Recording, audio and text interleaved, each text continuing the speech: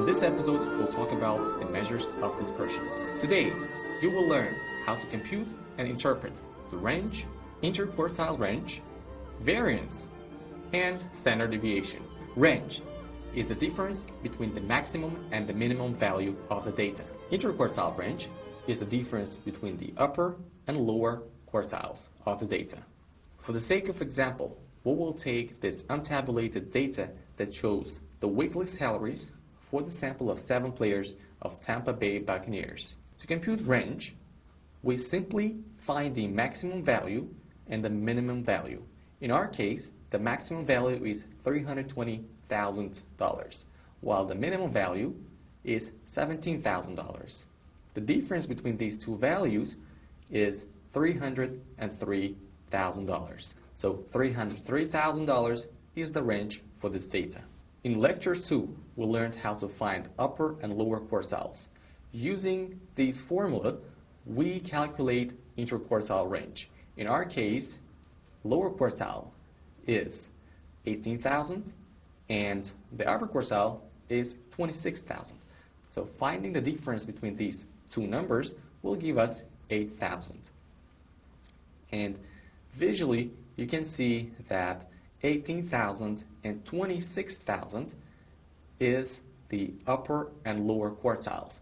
And the difference between these quartiles is interquartile range. Now, we are asked to calculate standard deviation for this untabulated data. In order to do so, we have to follow these 6 steps. We compute the mean, we calculate the difference between the mean, which is also called as the deviation from the mean. We then square these differences, sum all the squared differences, average the squared differences to find variance. Now, let's try to find standard deviation using these 6 simple steps. In order to calculate the standard deviation of these data, the first thing we have to do is we have to find the mean of these data. Summing up all of these numbers gives us the number of 128,000, and we need to divide it by 6, by the number of observations. And it gives us, the answer is 21,333. So we found the mean of this data, which is denoted by X bar. The mean can also be denoted by mu, which is the mean for population, and the X bar is the mean for sample. Second step is to calculate the deviation from the mean, or the difference between the mean and the actual data. In order to calculate the difference between the mean and actual data, or the deviation from the mean, we simply subtract mean from each of these numbers. So the next column shows the deviations from the mean. We found it by subtracting x from the x mean and got these results. So this column shows the deviation of each of these numbers from the mean, or the difference of these numbers from the mean. So our third step would be to square the deviations from the mean, and the fourth step would be to sum the squared deviations from the mean. And our result is 63,333,334. Next step would be to find the average of this, where we divide x minus x mean squared sum. So sum of the squared deviations from the mean divided by n. In our case, it would be 63,333,334 divided by 6. And the answer is 10,555,555.67. So this one is the variance. Now we need to find the standard deviation In order to find the standard deviation, what we do is we simply take a square root of the variance.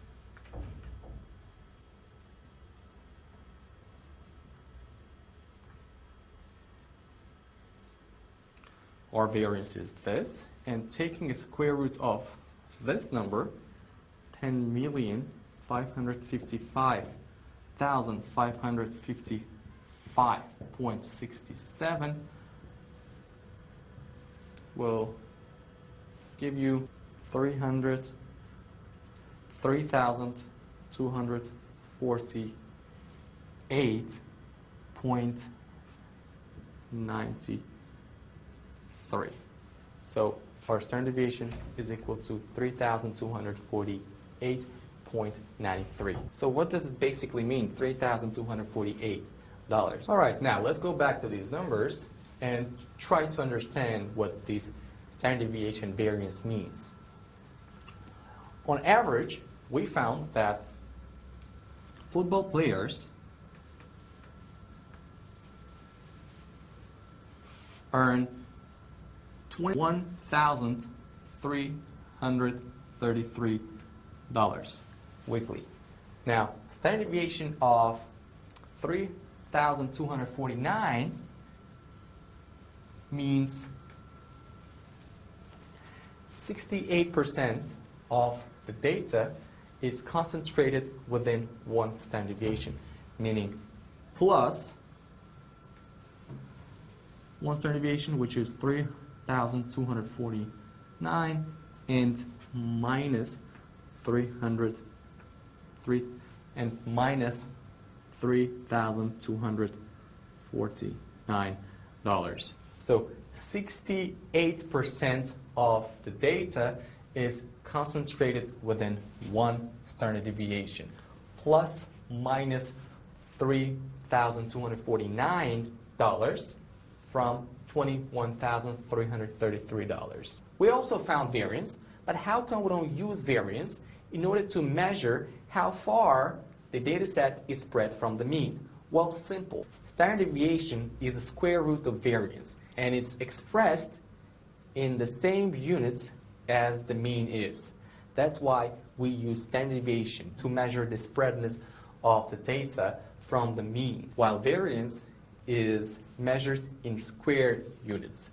That's why we don't use it here. Well, this is the formula to find standard deviation, where you sum all the squared deviations from the mean and divide it by n, and take a square root of it, you get standard deviation. If you don't take a square root of it, you're going to get variance. Now, let's talk about tabulated ungrouped data. In this table, you can see the number of Ralton noodles sold per day by cashier John in next supermarket. In 2014, you need to compute range and standard deviation. In order to compute range, we simply subtract the minimum value from the maximum value. In our case, it's 16 minus 10, and the range is 6. While calculating the range in tabulated data, we'll look only at the number of items sold, while number of days, in this case, is frequency, meaning 100 days there were sold 10 noodles, or there were 70 days when John sold only 11 noodles. There were 120 days when John sold only 12 noodles, and so on. To find the standard deviation for tabulated ungrouped data, we use the following formula. Or we can also use this formula. And there's one thing that you have to pay attention to in the second formula, where sum only includes f, but does not include x. Well, so first you have to sum all f's, then multiply by x squared, not sum of fx squared. So here we have x's from 10 to 16. So these are the number of noodles sold by John. And f shows the frequency, how many days throughout the year he sold these noodles. Now we need fx in order to find the mean. Now, having calculated the fx, we also found the sum of fx, which is 4,221. Well, in order to find x mean, we simply divide sum of fx by sum of f. In our case, is 365, and that's 4,221 divided by 365. That's days, and our mean is equal to 11.56. Now, the next thing we need to calculate according to formula is deviations from the mean, meaning we subtract x mean from the x. So x minus x mean. So here we find how far each data is located from the mean. Our next step is very similar to the one that we did before. So now we need to find square of the deviations from the mean, x minus x mean squared. So we simply square these numbers in order to get rid of a negative sign. Frequency multiplied by squared deviations from the mean. Having calculated squared deviations from the mean by the frequency, we now need to find the sum of all these numbers. So the sum is 774.43.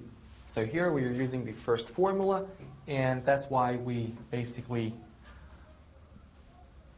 sum of f multiplied by the squared deviations from the mean divided by sum of f, and answer would be 774.43 divided by sum of f, where it was the total number of days.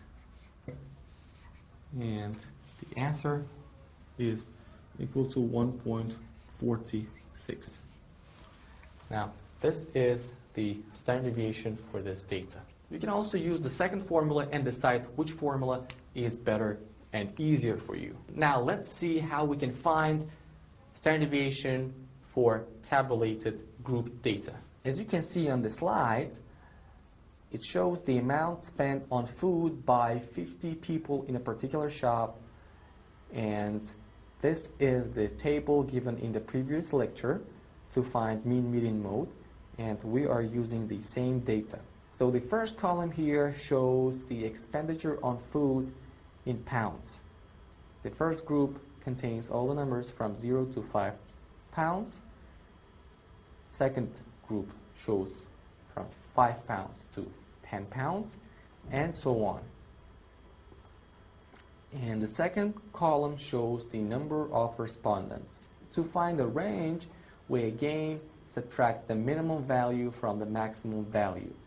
In our case, the maximum value is 50 and the minimum value is 0, which tells us that the range for this data is 50 pounds. So again, we're not including number of respondents to find range, because number of respondents is the frequency. So for this type of data, we again use the same formula that we used previously. The only difference here is in group data, you don't have a single number that can be multiplied by f. Therefore, we find the midpoints for the groups. For example, the midpoint for the first group is 2.5, and the midpoint for the second group is 7.5. How did we find it? We simply found the average of 5 and 10. For the third group, from 10 to 15, the midpoint is 12.5. And we also found it by finding the average of 10 and 15. 10 plus 15.5 divided by 2, 12.5. So for the first column, we'll basically copy the axis, the expenditure on food. The frequency is given by the number of respondents, Now we need to find the midpoints. Our next task would be to find fx. Okay, we simply multiply f by the midpoints. Now we don't use this x, but we use the midpoints. In order to use the second formula, we are calculating f by x squared. So it's not fx squared, but f and separately x squared. Having found the fx squared, we need to find the sum of all these numbers, which is equal to 24,787.5. Now, since we want to use the second formula, we have this that we found. We know this, but we don't know x mean. So now we need to find x mean, which is found by using the following formula, which is sum of fx divided by sum of f, and our sum of fx is equal to 995 divided by 50 respondents, and the answer is 19.9. And in order to be able to use this formula, we simply divide this 24,787.5 by the sum of f, which is equal to 50 minus mean squared, or under the square root, and the answer should be equal to 99.74, square root of 99.74, which is equal to 9.99, or almost 10. When respondents were asked about their food expenditure, the range of data was between 0 and 50. And using the mean formula, we found that on average, people spent 19.9 pounds for food. And standard deviation, we found, was almost 10. Plus minus 10 pounds, meaning that 68% of the data is concentrated within one standard deviation. People who responded to these questions, they spent from 10.9 pounds to 29.9 pounds.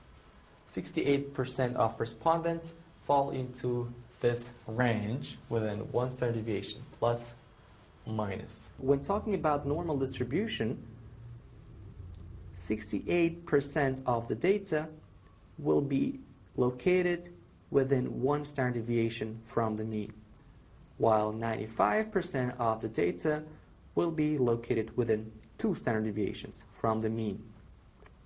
And 99.7, or almost all the data, will be located within 3 standard deviations from the mean. So you should remember this rule: 68, 95, and 99.